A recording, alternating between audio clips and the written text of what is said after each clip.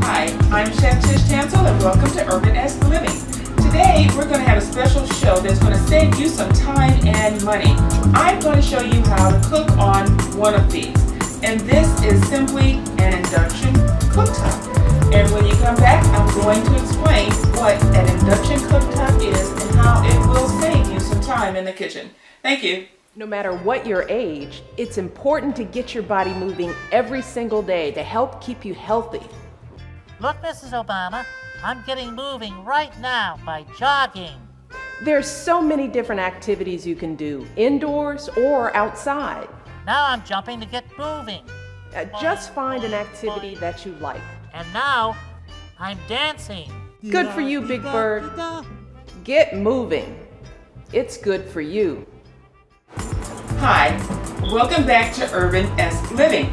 I'm Chef Tish Tansil, and like I said, I wanted to show you how to choose the proper cookware for your induction cooktop. And where to begin with that? Well, first of all, induction cooktops don't emit heat. You can put your hand on it while you're cooking and it's not going to burn. It's great for if you have small children in your household or if you're doing this around a lot of people so that no one gets burnt.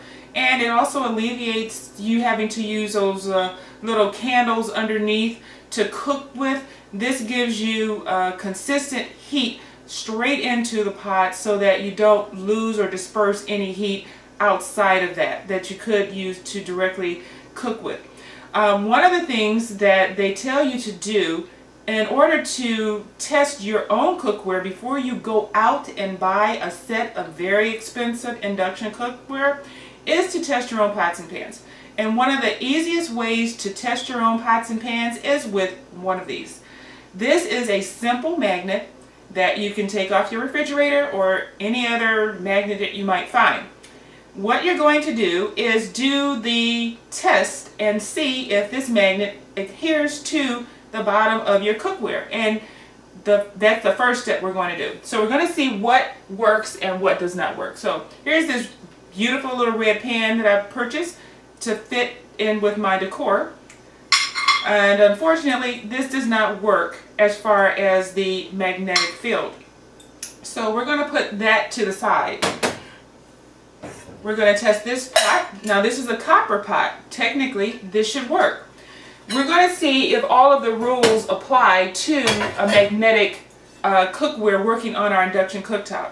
This is a small cast iron pot, and cast iron is all metal, and the magnet does stick to that. This is a small saucepan, and the magnet sticks to this as well. So we know the magnet is sticking to our cast iron. Now this is one of those pots that I got at the flea market. It's great for canning, preserving, cooking your greens, you're making stews. Okay, so the magnet sticks to this. Now I just purchased a couple of pans. Actually, I've been purchasing a number of pans recently because I found some great deals over the holidays. This is actually a pan for making tortillas, for making crepes, and it's made out of steel. Okay, but our magnet sticks to that as well. So these were not listed in the stores as being induction ready, but according to the rules of induction cooking, these will work. Now, we're going to see if all the rules apply. This is a wok that I have, and according to the rules, this does not work on an induction cooktop. So what we're going to do is actually test out this theory and see if the rules apply. So we're going to turn on our induction cooktop. Okay, so it's on right now. And we're getting an EO reading, meaning error, and it tells you when nothing is on there. So we're going to put this on just to see if it does actually not work on our induction cooktop. And it does not, because it's still giving us an error reading. Now, when we take that off and we put on our cast iron pot, it immediately picks it up and detects that the cookware is there. So we can actually turn it up to 320 degrees and this will actually start to heat. So this is induction ready. Now, according to the rules, this is not induction ready because our magnet did not stick to this pot. This is a wok, and I really wanted to use this. So what we're going to do is test it just to see what happens. Now, according to this actually works on an induction cooktop, and the magnet did not stick. And just to prove that it works, I'm going to pour a little bit of water in here, and I want to show you just how quickly this induction burner works. Okay, so we just put that on, and I'm going to turn it up to about 400. And as you can see, bubbles are already starting to rise up in this wok. And we already have boiling water. So normally on a stove, it would take at least 5 minutes for this water to boil to this rate.